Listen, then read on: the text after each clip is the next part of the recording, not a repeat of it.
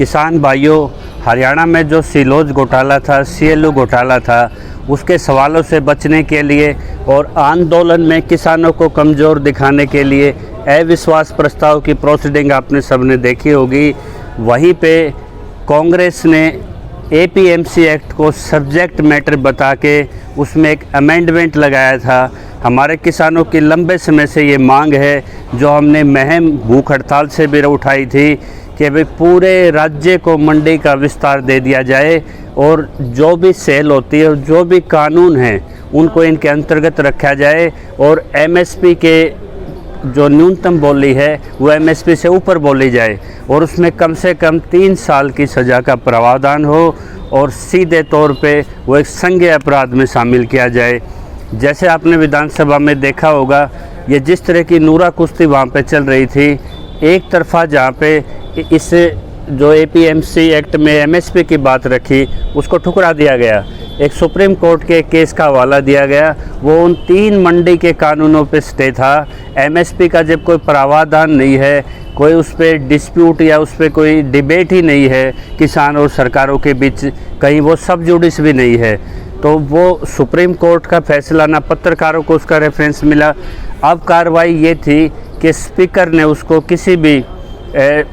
Tribal issue पे या किसी भी मनगढ़ंत आधार पे अगर उसको साइड में डाला था तो एक बड़ी आपत्ति थी और उन पे कोई ना कोई कार्रवाई भी लाजमी होनी थी, चाहे वो राष्ट्रपति पे होती या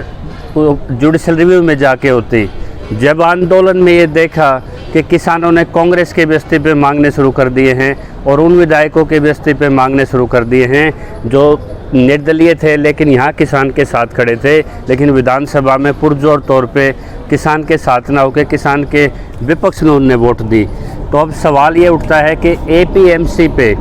एमएसपी कानून लागू करने के लिए, उसके प्रावधान लागू करने के लिए आखिरकार आंदोलन से एक सुखद खबर आई है। इसी सरकार ने, हरियाणा सरकार ने नमस्तक होते हुए आपके किसान मजदूर एकता के सामने एक कमेटी गठित कर दी गई है, जिसमें रोहतक से एमएलए विधायक बत्रा जी भी हैं और किरण चौधरी भी है, जजपा के विधायक भी और भाजपा के विधायक हैं। अब हमारे किसानों का सीधा सवाल ये है कि उसमें 3 साल से कम सज़ा का प्रावधान न हो और इसको तुरंत लागू किया जाए और किसान इसमें अपना सबमिशन भी रखना चाहते हैं और ये सबमिशन उन कमेटी के एमएलए को ना छोड़ के सभी किसान संगठनों के लिए ओपन एक वेबसाइट पे दिए जाएं। और कांग्रेस से एक अनुरोध है इसमें कि इस मसले को, किसानों की इसमें राय शुमारी की जाए और इस ऐतिहासिक पल को, मामले को दबा के ना, इसका अच्छे से इसका प्रचार प्रसार किया जाए। हर पढ़ा लिखा किसान जो कृषि के बारे में जानकारी रखता है, वो मंडी निश्चित तौर पे एक सब्जेक्ट मैटर है एग्रीकल्चर का, स्टेट का ओवंड है वो, लेकिन जिस तरह से इन्होंने 33 एंट्री में जाके 9 शेड्यूल में कोविड काल में मोदी जी ने 3 कानून बनाए हैं, तो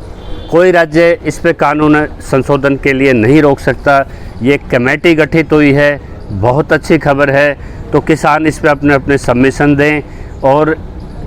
कांग्रेस इसमें किसानों के सजेशंस के साथ पूरे राज्य को मंडी का विस्तार ये हमारी तरफ से शामिल करें और जो भी एक्ट आज डिस्प्यूट में हैं उनकी भी कोई भी कंडीशन है उनको भी subject matter to general clause की डेफिनेशन में ला के इसमें शामिल करें और किसान के लिए एक बहुत अच्छी खबर है। जय किसान।